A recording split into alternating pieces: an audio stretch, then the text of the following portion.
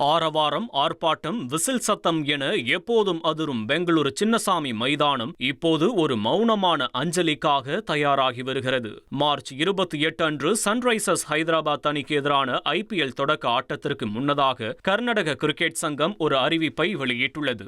மைதானத்தில் கடந்த ஆண்டு RCB வெற்றி கொண்டாட்ட கூட்ட நெரிசலில் சிக்கி உயிரிழந்த ரசிகர்களை நினைவுகூரும் வகையில் பிரீமியர் ஸ்டாண்டில் உள்ள 11 இருக்கைகள் இனி யாருக்கும் விற்கப்படாது என அறிவிக்கப்பட்டுள்ளது. சர்வதேச போட்டிகள் முதல் IPL வரை எந்த ஆட்டம் நடந்தாலும் இந்த 11 இடங்களும் அந்த மறக்க முடியாத ஆன்மாக்களுக்காக நிரந்தரமாக காலியாக விடப்படும் என கர்நாடக கிரிக்கெட் சங்கம் தெரிவித்துள்ளது. மேலும் அவர்களுக்கு மரியாதை செலுத்தும் வகையில் மைதானத்தின் நுழைவு வாயில் அருகே அந்த ரசிகர்களின் நினைவாக ஒரு பிரம்மாண்ட நினைவு பலகை திறக்கப்பட உள்ளது. அந்த பகுதியை யாரும் அணுகாதவாறு புனிதமான இடமாக பராமரிக்கவும் முடிவு செய்துள்ளது.